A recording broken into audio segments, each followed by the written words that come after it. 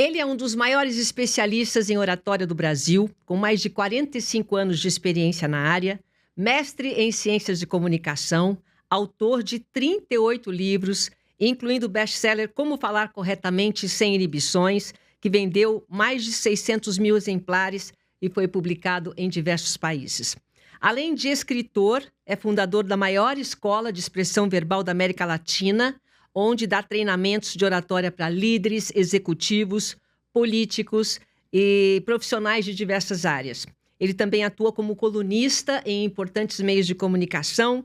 Seu trabalho é reconhecido sempre por uma abordagem prática, humanizada e focada principalmente na transformação através da comunicação. Já treinou mais de 100 mil alunos. Eu sou muito fã.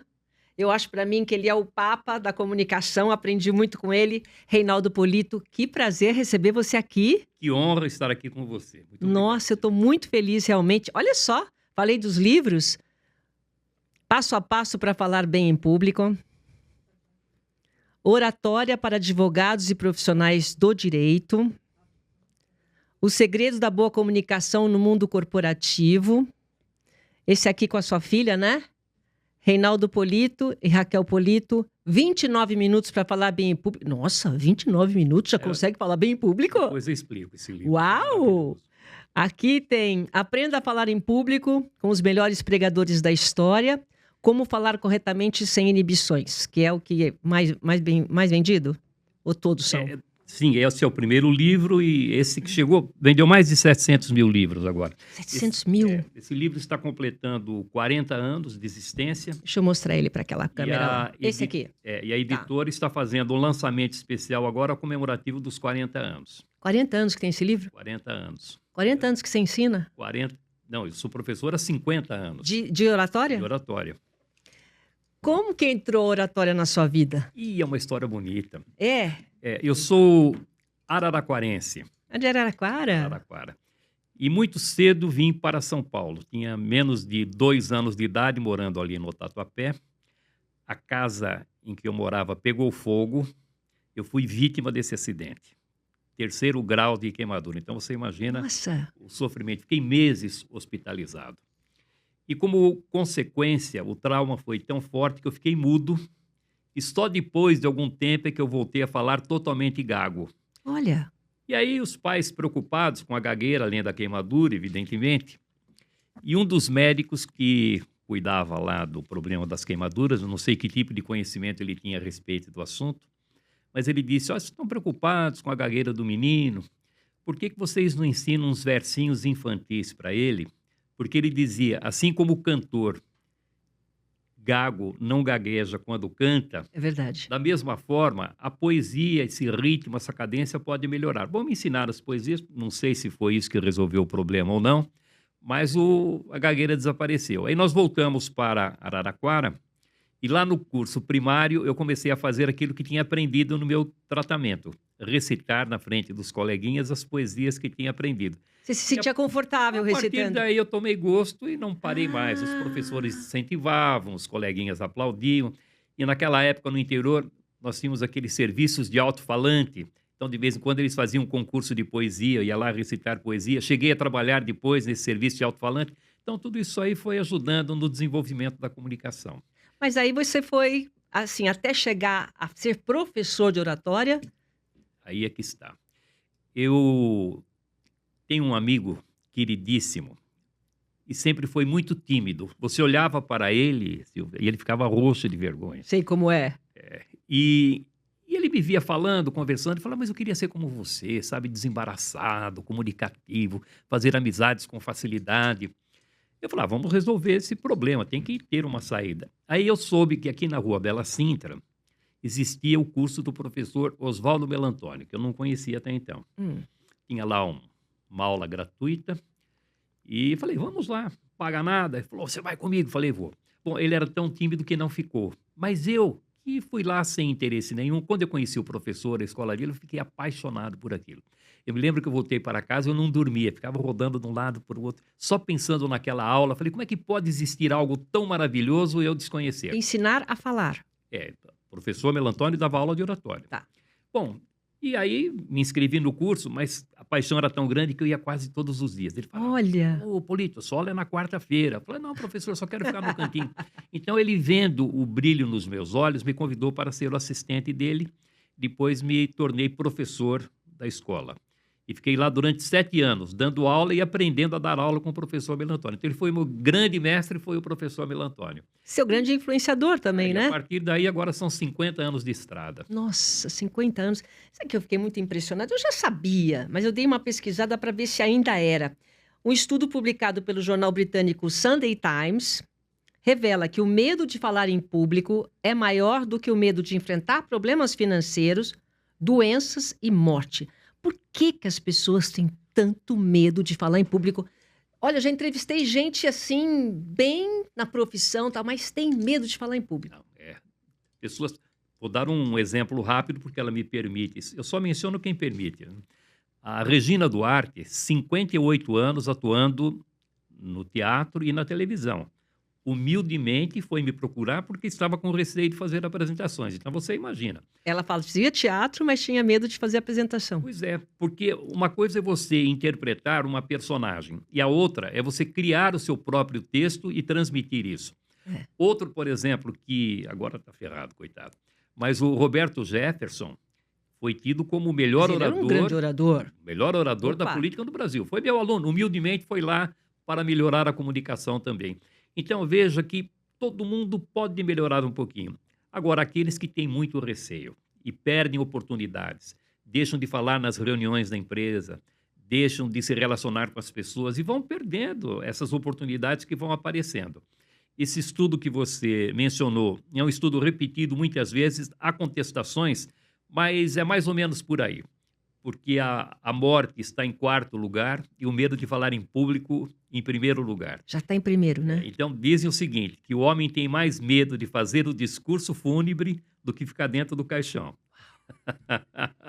Boa essa. Então, o medo de falar em público ocorre por vários motivos. Falta de conhecimento sobre o assunto, Tá. falta de prática no uso da palavra em público e falta de autoconhecimento positivo, porque as pessoas têm muita facilidade para identificar os defeitos na comunicação, mas geralmente não sabe identificar as qualidades. Você fala, quais são os seus defeitos? Tem 35 com facilidade. Quais são as suas qualidades? Não consegue identificar. Então, como é que se corrige isso?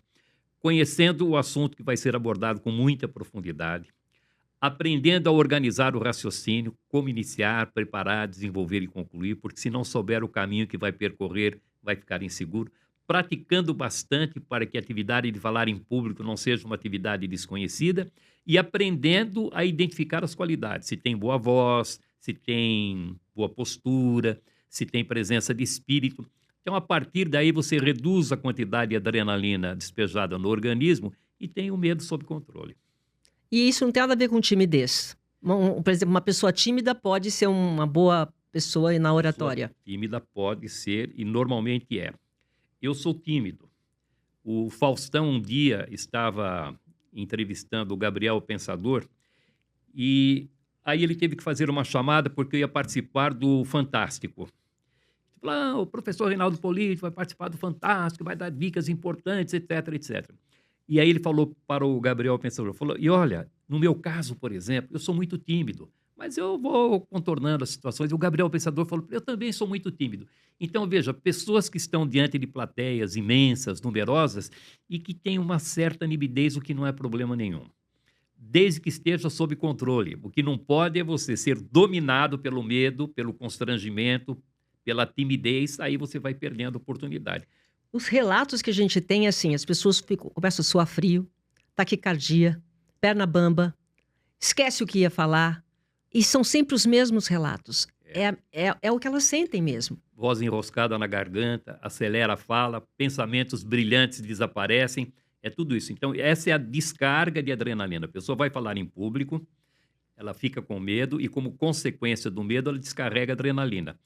Porque com a adrenalina, o organismo aprendeu a se movimentar mais rapidamente nesses momentos de perigo. Ele vai queimando a adrenalina e fortalece os músculos para que ele possa fugir mais rapidamente. Mas para falar em público, ele fica com medo, descarrega adrenalina para poder fugir, mas não dá para fugir. E a adrenalina excessiva vai provocando essas disfunções todas. Enquanto ela não é metabolizada, ele não se sente tranquilo para falar. Você sabe que você falou da Regina Duarte? Eu me lembrei aqui. Eu já falava na TV Bandeirantes para milhões de pessoas, na telinha, né? Tem uma câmera na frente. E aí eu lembro que o Luciano do Vale me convidou para apresentar ao vivo o Verão Vivo. Não sei se você lembra, ele fazia um Verão Vivo na praia. E quando eu chego na praia, no palco, era mais ou menos umas 10 mil pessoas. Aquilo me brecou. E eu falava para milhões de pessoas. Eu tive que fazer um trabalho, conversar antes com o público para me ambientar. É diferente você falar para uma câmera e você falar para o público. Porque o contato do público, você fica com medo do julgamento. Qual que é o medo maior? Sabe que o inverso também. Na época da pandemia, muitos colegas meus palestrantes, que estavam acostumados a fazer apresentações para 1.500, 2.000 pessoas, foram me procurar porque eles estavam intimidados, porque tinham que falar com a câmera. Não tinha essa facilidade. Então, pode acontecer o contrário. Também pessoas que falam com facilidade diante de multidões, mas em grupos pequenos, têm dificuldade. Porque dizem o seguinte, a multidão, você vê aquilo, é uma massa, né? Você não interage diretamente. Enquanto com meia dúzia, 10 pessoas, você vê a reação nos olhos. É verdade. Então, se a pessoa reage negativamente, a pessoa se sente ali também desestabilizada. É verdade. Tem uma diferença grande. Então, vamos lá. Muitas pessoas acreditam, né, que oratória é você aprender apenas a falar em público. Mas, sei lá, eu acho que hoje em dia, se você não sabe se comunicar, você não sabe se comunicar também com a sua família, com seus amigos, para vender um produto. Você está na internet ali, na rede social, você quer vender alguma coisa, você tem que falar. Hoje em dia, quem não sabe se comunicar não vai para lugar nenhum. Está fora. É difícil você encontrar uma atividade profissional que não tenha necessidade de uma boa comunicação. Qualquer uma, né? Então, o que acontece? A pessoa ela vai subindo hierarquicamente. Então, passa supervisão, gerência, diretoria.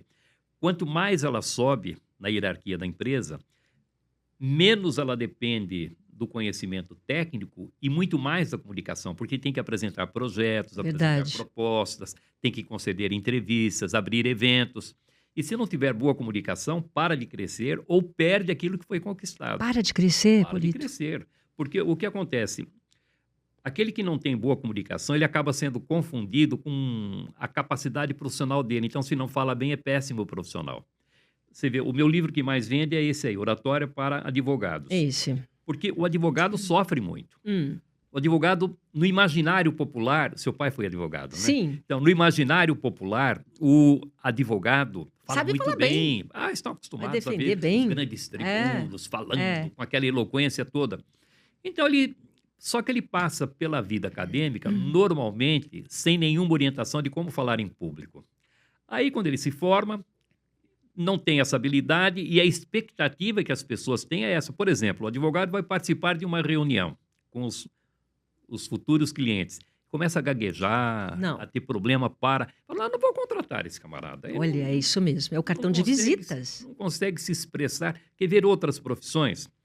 O psicólogo e o psiquiatra, por exemplo. Como é que ele pode divulgar o trabalho dele? Fazendo palestras, conferências. Ele vai falando e as pessoas vão conhecendo. Agora, você imagina você assistindo a uma palestra de um psicólogo e ele todo tímido, inseguro, desconfortável. Falei, eu aqui não vou me consultar com esse cara, eu não conseguiu resolver o problema dele, como é que ele vai resolver o meu?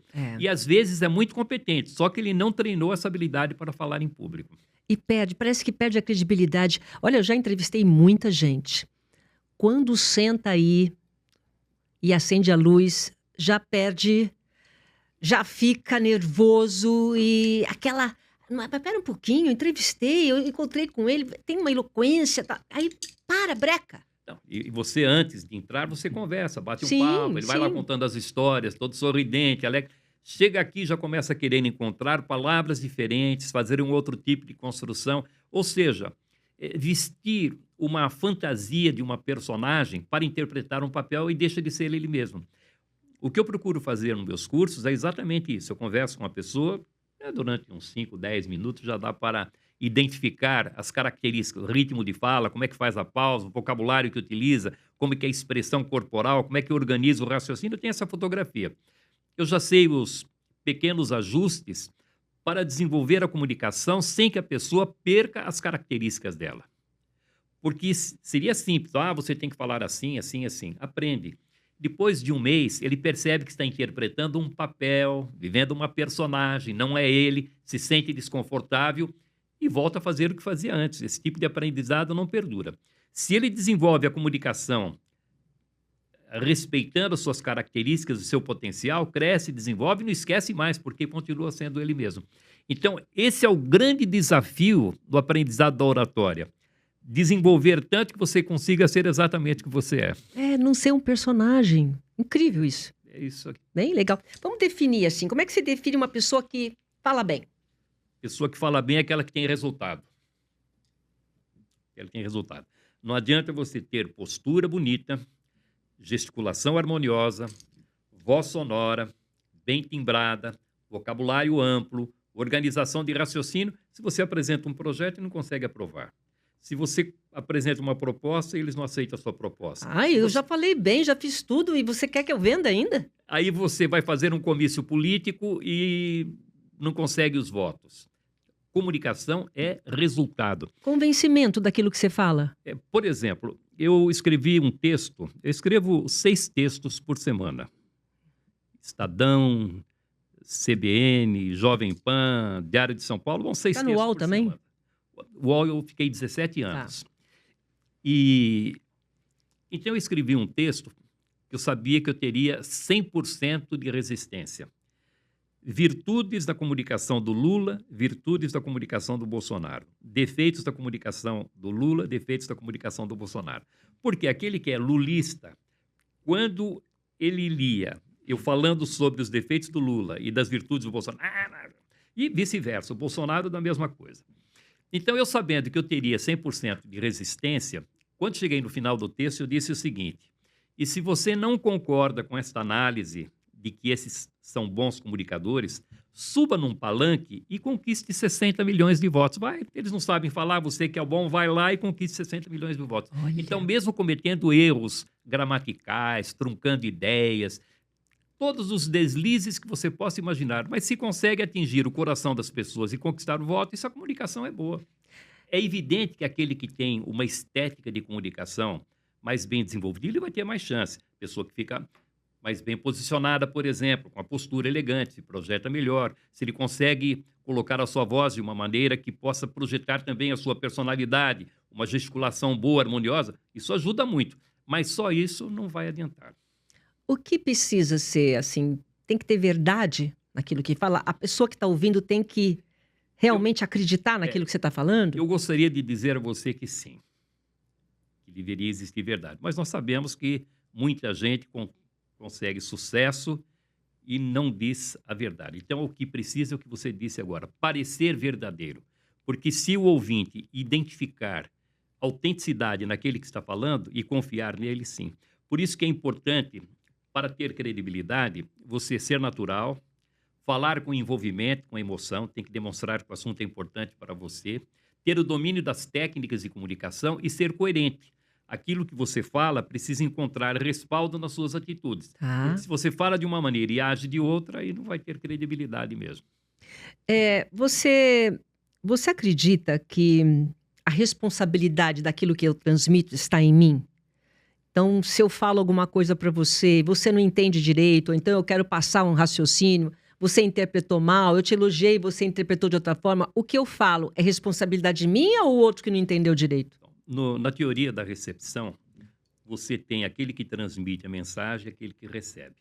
A pessoa que transmite a mensagem, ela usa palavras, expressões próprias da sua formação. Então, são os seus medos, os seus preconceitos, as suas dúvidas, as suas incertezas. Tudo isso está no pacote quando ela transmite a mensagem, tem essa carga. Aquele que recebe, ele vai interpretar essa mensagem de acordo com a sua formação, a sua experiência, os preconceitos, seus medos, etc.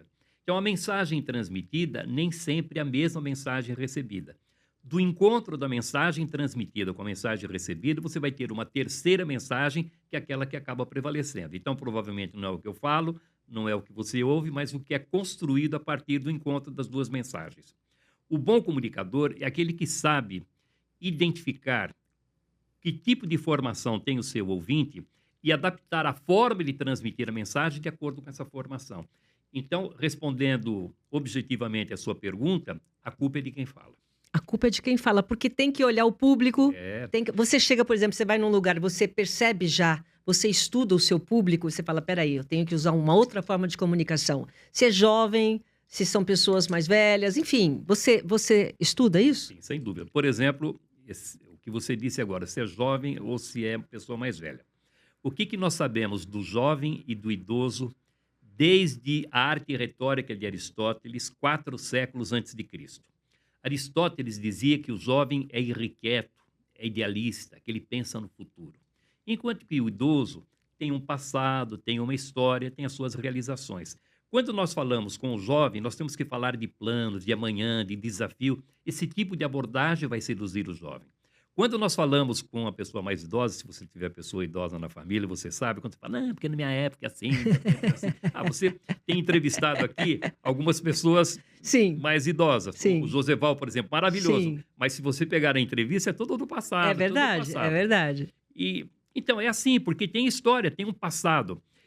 Agora, o que tem que ficar claro é isso: a mensagem é rigorosamente a mesma.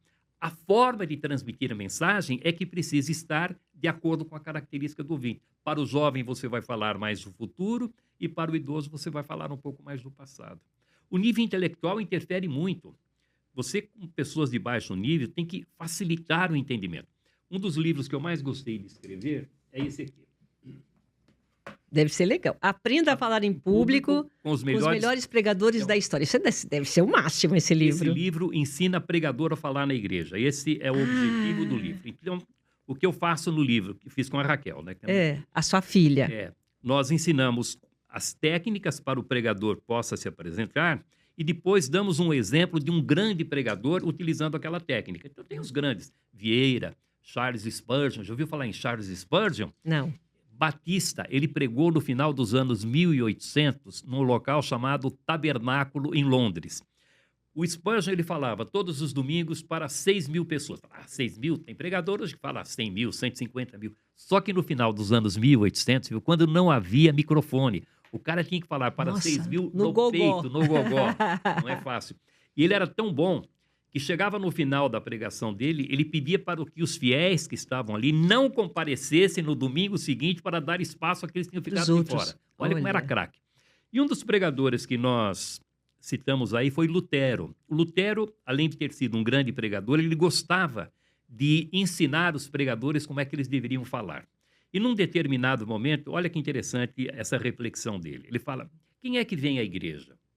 É a dona de casa, é o velho, é a criança, é a pessoa simples. Para essas pessoas, você precisa dizer que branco é branco e preto é preto. E mesmo assim, talvez tenham dificuldade de entender. Então, quando o nível intelectual for baixo, para que o ouvinte possa entender a mensagem que você transmite, branco é branco e preto é preto. Se fizer Entendi. diferente, eu me lembro, eu dei aula para o João Melão Neto. Você deve ter conhecido o João Melão. João Melão Melão. foi ministro do Sim, Trabalho, foi sim, deputado 5 sim. gestões. Naquele programa Hora da Tosse que tinha na Tá, Record, ele era um tá. dos participantes. É. E ele me procurou, ele falou: Polito, eu tenho muita facilidade para falar com a elite. Mas eu, como político, eu preciso conquistar O o voto das público. pessoas. É quantidade, voto é quantidade. Então tivemos que fazer um treinamento para que ele aprendesse a se comunicar com essas pessoas mais humildes. Quer dizer, tudo é treinável? Tudo é treinável. Tudo é O treinável. segredo é treinar? Treinar. É. Treinar. Não existe. A prática sem a teoria não funciona, porque você se joga na piscina e morre afogado. A teoria sem a prática também. Então é preciso ter a prática e preciso ter a teoria para que você aprenda de uma forma correta. E você, na sua opinião, por que aprender a se comunicar pode transformar a vida de uma pessoa? Aquele que se comunica bem, Silva, passa a ser uma pessoa mais feliz, porque ele vai resolvendo os problemas com boa comunicação. Você resolve os problemas com muito mais facilidade. você é recebido nas rodas de uma maneira mais alegre, as pessoas são mais benevolentes com você. Você se projeta com facilidade. Por exemplo, numa empresa, aquele que tem uma boa comunicação, normalmente é convidado para fazer a apresentação do projeto, É lançamento do verdade. produto.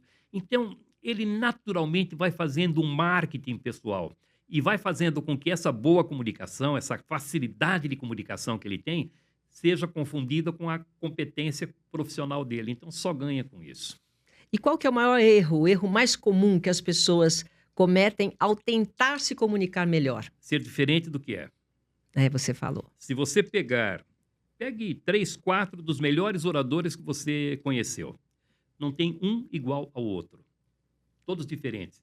Porque são bons exatamente por isso, porque eles conseguiram explorar aquilo que existia de melhor no seu potencial de comunicação. Então, é assim. Então, quando a pessoa procura ser diferente do que é, aí ela não vai se sentir bem, não vai se sentir à vontade, as pessoas vão perceber um certo artificialismo na comunicação. Às vezes você percebe no brilho dos olhos, a pessoa não está chegando próximo. Por que que alguns se comunicam? A plateia vibra e fica exultante. E o outro não consegue chegar. E fez tudo certo. Tudo certo, porque tem aquela máscara do artificialismo que não passa. Mas isso daí é de pessoa para pessoa, não é? Tem um carisma também, tem um Então, jeito de seduzir, sei lá. é que normalmente quando você fala sobre, tem um jeito, porque nós pensamos nos grandes oradores, né? O Joseval citava aqui o Valdir Troncoso Pérez, É. foi o maior orador da história do direito desse país, extraordinário, maravilhoso. E então, Jânio Quadros, Brizola, então, esses tinham aquela centelha. Mas para fazer uma apresentação eficiente, apresentar bem ali na reunião da empresa, falar bem do projeto, lançar um produto, todo mundo pode aprender. Todo mundo aprender e aprender muito bem. Olha que mais de 100 mil alunos, eu não encontrei um até hoje, nenhum, com boa vontade, com dedicação, que não conseguisse superar as suas deficiências de De todos os comunicação. seus alunos, todos conseguiram? Agora, o cara que não tem vontade, por exemplo, ele tem problema de comunicação, a empresa manda fazer o curso. Aí ele vai lá sem vontade, não participa, fica com a cabeça, não, aí não tem jeito. Ele tem que ter vontade. Precisar melhorar a comunicação e ter vontade de melhorar. Autoconfiança vem antes da fala ou a fala ajuda a construir confiança? A fala ajuda a construir confiança, porque quando você vai tendo sucessos com a comunicação, você vai se saindo bem. Faz uma apresentação, percebe que atingiu os objetivos, as pessoas gostaram. E gostaram não é só bater palma, e nem tapinha nas costas. Eu faço uma palestra, por exemplo. Parabéns, Polito, adorei a sua apresentação, maravilhosa. Eu não vou acreditar muito. Você acha que alguém vai chegar para mim e dizer assim, Polito, eu não gostei muito da sua Lógico que palestra? não, né? Não. Então, fala. Eu só vou ter certeza de que aquele elogio é sincero se eles me contratarem novamente ou se me indicarem para uma outra empresa. Se indicarem para uma outra empresa, ok, então Porque está foi certo. bom. Entendi. Então, isso sim. Então, quando começa a existir esse feedback positivo, sente que as pessoas estão gostando, você vai alimentando uma confiança com o tempo. Qual que é o maior desafio quando você pega uma pessoa crua? Quanto tempo demora para transformar essa pessoa? Olha, se a pessoa não tiver assim... Se ela conseguir conversar em casa, com o pai, com a mãe, com o filho, em 6 horas eu resolvo. 6 horas. 6 horas. Tá. Agora, se nem com o pai conversa, aí talvez precise de um pouquinho mais de tempo. Ah. Porque é muito comum o pai e a mãe mandar o filho para mim, a filha, falar, olha, Polito, não sei o que fazer, não conversa em casa, sabe? É um bicho do mato, fica só em cima do celular, não tem... Nossa. Vai lá. E aí desenvolve, depois vem o pai, feliz da vida, porque agora o filho, a filha estão contando as histórias, fazendo perguntas, participando. Então isso muda a vida completamente. Muda a vida dos pais e muda a vida dos Muda a filhos vida. Já também. foi casal tentar fazer você consertar lá? Terapia de casal? A gente não fala. Não, A gente não conversa. Conserta ele aí, Polito. Você sabe que eu não deixo marido e mulher participar da mesma... Sério? Não, porque só atrapalha. Por exemplo, o marido vai fazer uma apresentação, ele tem muito problema. Aí você vai acertando, ele dá uma melhorada. Sabe o que a esposa fala? Mas você errou aqui, você falou muito né, você pôs a mão no bolso, você só critica. O marido faz a mesma coisa, porque é aquele desejo de que o parceiro seja muito bom, que dê orgulho na hora de fazer a apresentação. Então, eu deixo separado, Tá. salas separadas. Tá. Terminou o treinamento, aí no final, sim, quando já estão prontos, aí pode falar Aí ao pode mesmo falar. tempo. Aqui. A comunicação importante é a comunicação clara, eficaz e assertiva. O que Sim. é isso? Clara é você organizar o seu pensamento de tal forma que o outro possa saber exatamente o que você está transmitindo. Organizar o pensamento. Organizar o pensamento. Como é Tá. que você inicia uma apresentação? É muito comum uma pessoa começar uma apresentação e você fica tentando descobrir sobre o que ela vai falar. Ela vai falando, onde quer chegar com isso? A primeira recomendação é que logo no início você conte qual é o assunto que você vai desenvolver, qual é o objetivo, onde você vai querer chegar. Porque quando você conta, o ouvinte vai acompanhando com muito mais facilidade o desenvolvimento do raciocínio. Qual é o seu objetivo? Normalmente é dar a solução a um determinado problema. Como é que ele vai entender a solução do problema se você não explicar para ele antes qual é o problema? Então, esses cuidados para que a fala seja clara desde o princípio até o final. Eficaz tem que atingir o resultado que nós comentamos aqui. E assertivo é você dizer aquilo que precisa ser transmitido. Às vezes, até correndo o risco em determinados momentos de magoar o outro. Mas se você não disser, o prejuízo vai ser muito maior. Assertivo é falar a verdade para o outro, é isso? É falar o que tem que ser falado. Tá. Eu tenho um livro que é... tenho tantos livros que às vezes eu chego até a esquecer o título dele. Mas é Saiba Dizer Não Sem Ofender as Pessoas. Então esse é o título do livro. Porque aprender a dizer não é uma arte. A pessoa que diz sim para tudo... Então, por exemplo, você diz um sim. Alguém fala, eu quero ser entrevistado no seu programa. Não vai render. Você sabe que você vai perder tempo, não vai dar audiência. Se você disser sim, você vai dizer sim para ele e não para você.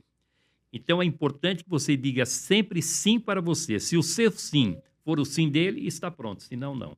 Então, o que eu ensino no livro é como, ao dizer não, você pode conseguir não magoar as pessoas. O meu avô falava assim, se tiver que alguém chorar, que chore o outro, não eu. Mas não é isso. É isso. Você faz de tudo para não magoar. Agora, se o outro insiste, depois de todas as explicações, vai chorar no cantinho Não é? dele, não é? E tudo isso, o mais importante é conteúdo, voz ou linguagem corporal?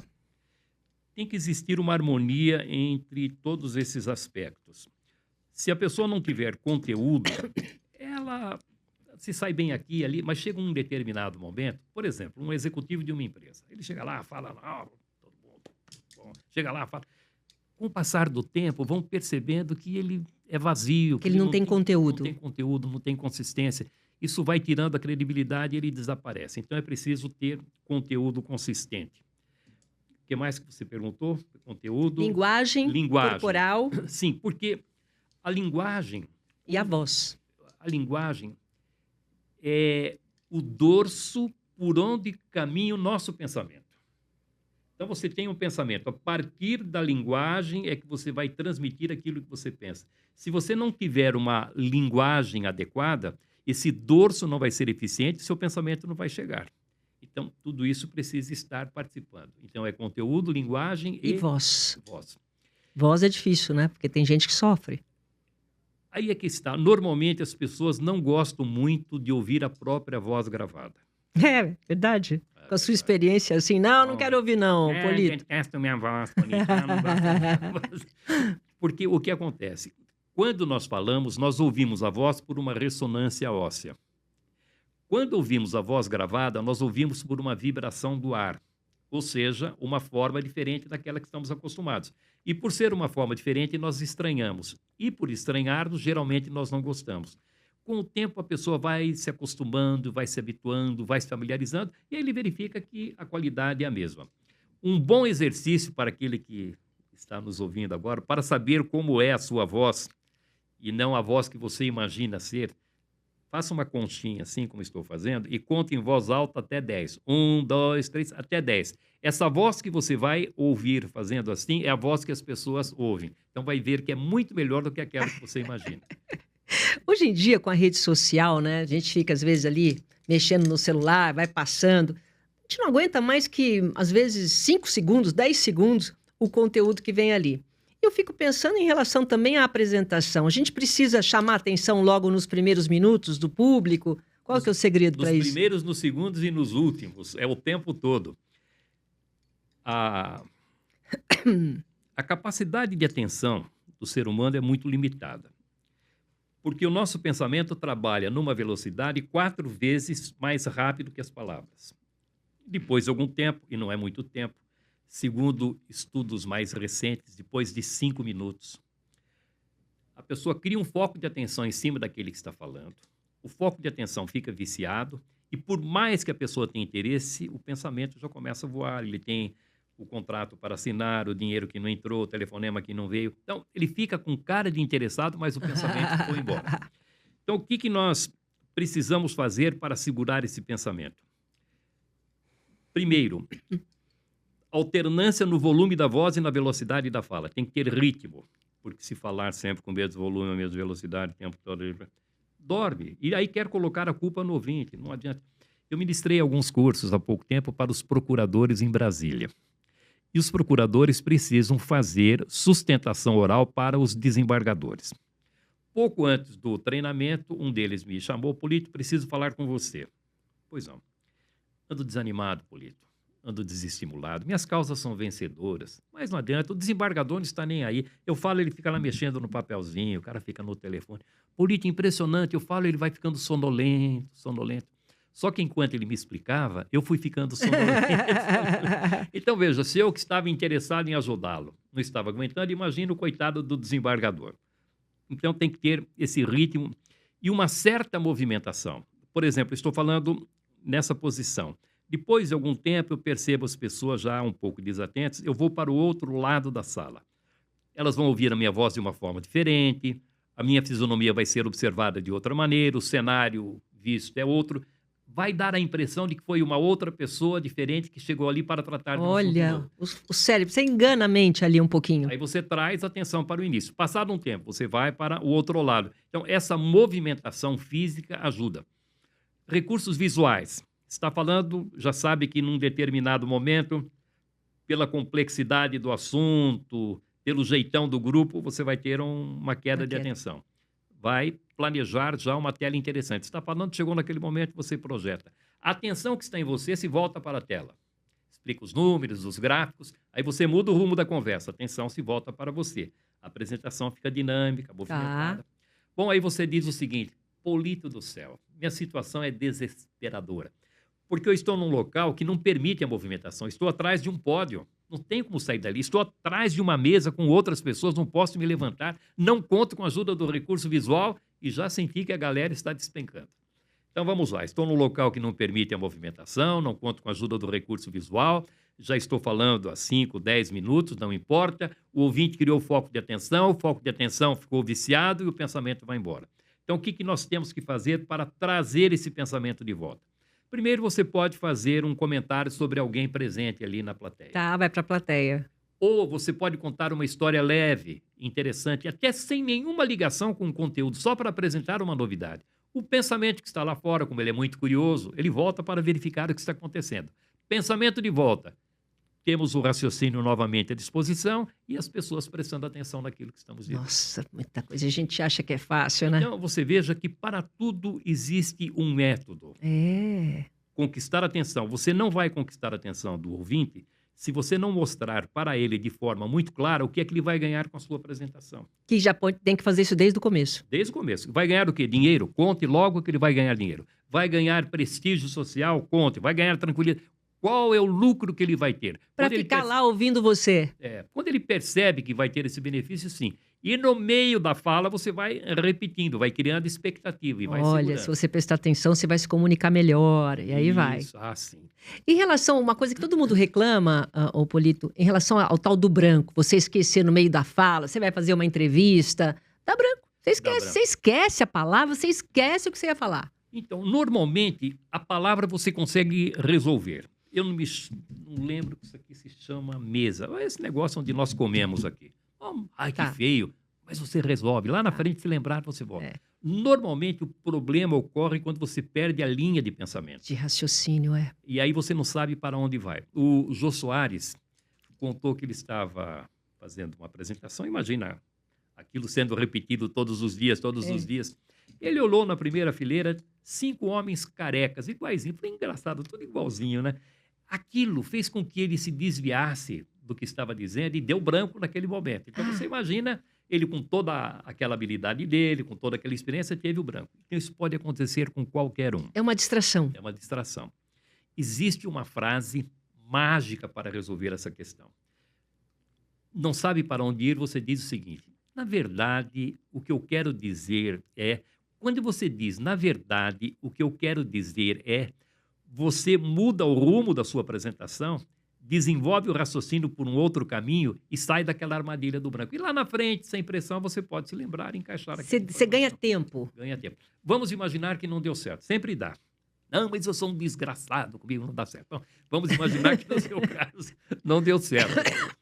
Sabe o que você faz? Fala, daqui a pouco eu volto nesse ponto. Ou você acha que eu vou falar, não, daqui a pouco não, tem que falar agora, não. Ah, não, ninguém fala nada, você vai, as pessoas nem se lembram se você tinha feito essa promessa ou não.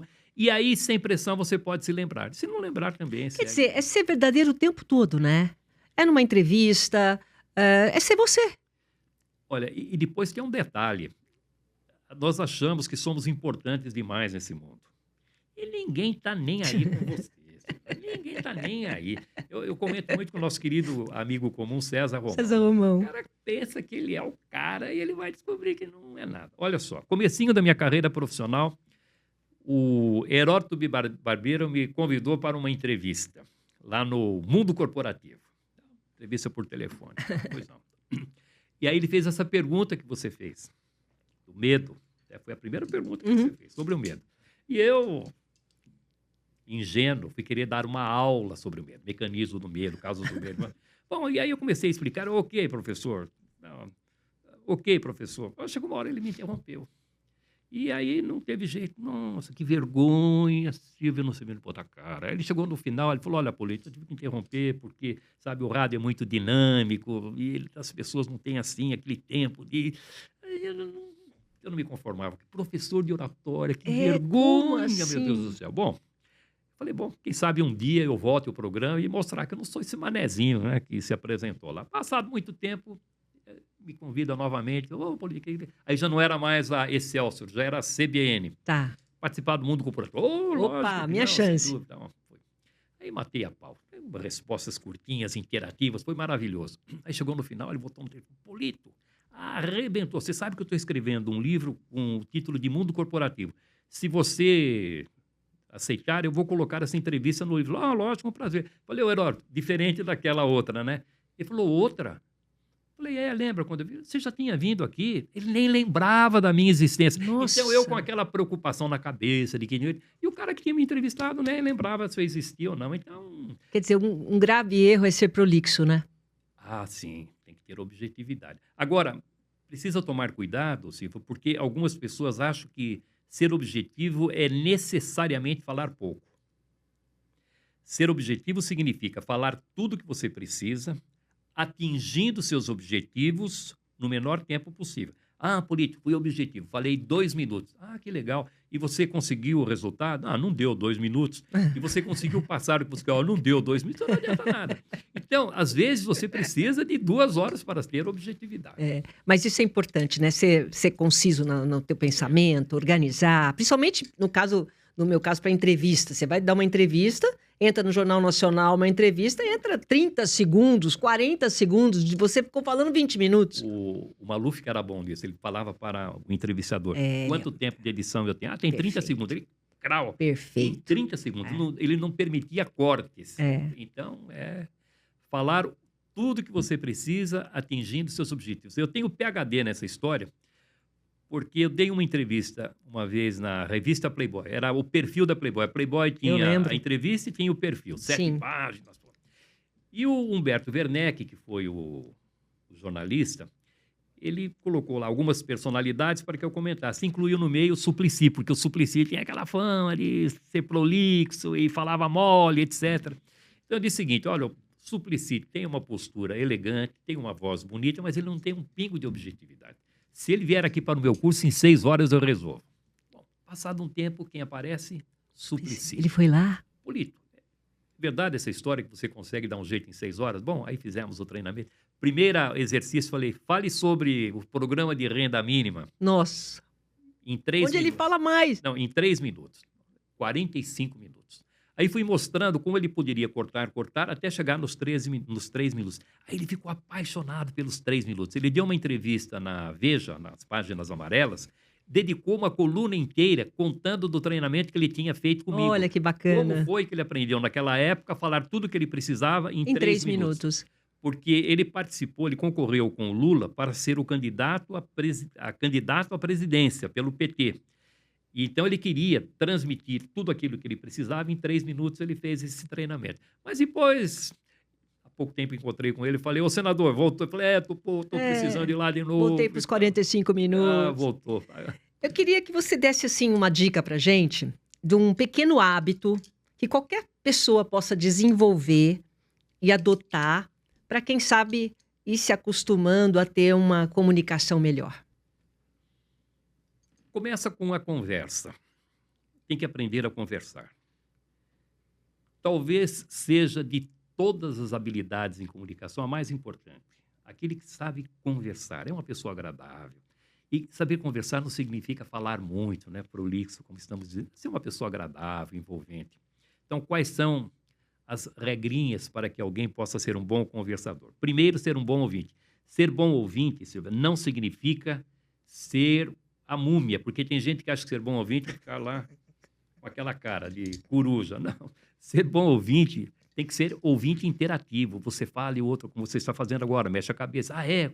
Não diga, como é. Aquele que está falando, percebendo esse tipo de interação, ele vai se animando a continuar a conversa. Segundo, ser um bom contador de histórias. Se tem um conselho que eu possa dar, a partir de hoje, transforme-se num colecionador de história. Ouviu uma história legal? Anote. 3, 4 passos para você não esquecer. Primeira oportunidade, a primeira vítima que você encontrar, conte a história. Conta a história. Depois que você contou 3, 4 vezes, você vai tirando o que está bom, acrescentando umas informações, aprendendo a encerrar a história, porque o bom da história é o encerramento. Quando Fica você todo esperando. Então, quando você dominou a história, bota no seu pacote, em pouco tempo você tem 15, 20 histórias. E a história é interessante porque você está conversando com uma pessoa, naquele momento você sentiu a conveniência, você conta a história, ela encaixando direitinho, nem parece que é uma história, parece que faz parte da narrativa. Você ilustra aquilo que você está dizendo, você mantém a atenção das pessoas e se sente confortável, porque como você já contou 3, 4, 5 vezes, a história passa a ser sua. Desenvolver a presença de espírito.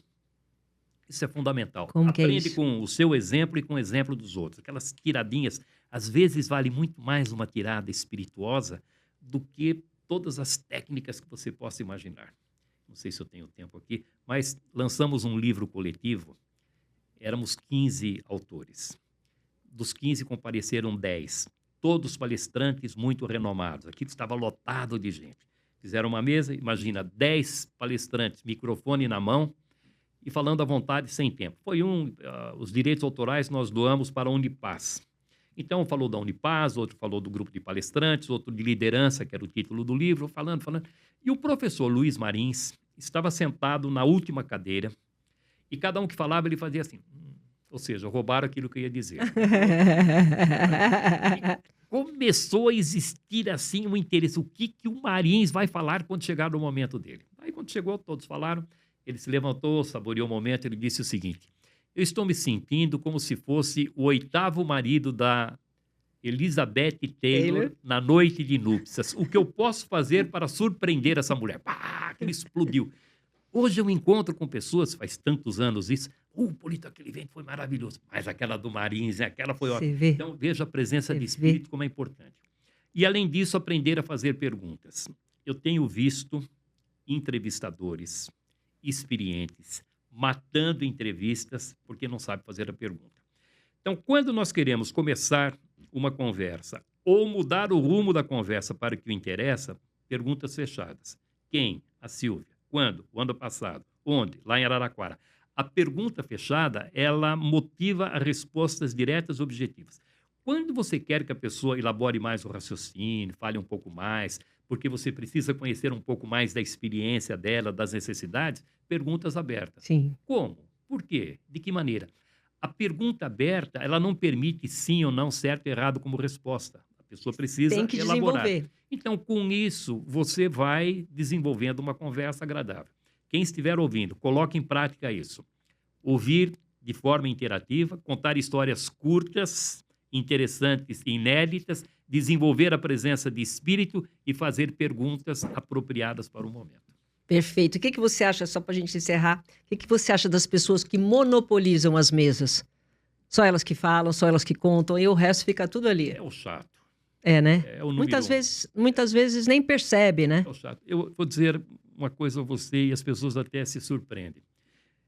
Quando eu estou numa reunião e tem gente falando, Silvia, eu prefiro ficar quieto. É, eu também sou Eu quero assim. ouvir, deixa que fala. Se fizer uma perguntinha no meio do caminho para a conversa continuar, eu fico. Tanto que já houve casos, o cara chega, você é o político? Ou seja, você é o cara que ensina tantas pessoas a falar, tem tantos e quietinho aí nesse canto. Agora, se está todo mundo em silêncio, ninguém fala nada, eu vou lá, conto as minhas histórias, faço as Sim. imitações, enfim, eu Se vou dar tem o meu um... sozinho É, também. Mas se tiver alguém falando, eu prefiro. Então é preciso falar só o necessário, porque se passar desse ponto, estraga. Já foi.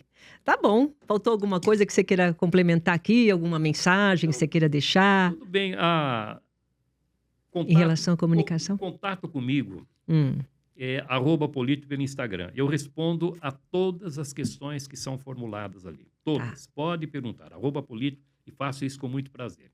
E deixo aqui um conselho para quem estiver ouvindo. Desenvolva a comunicação.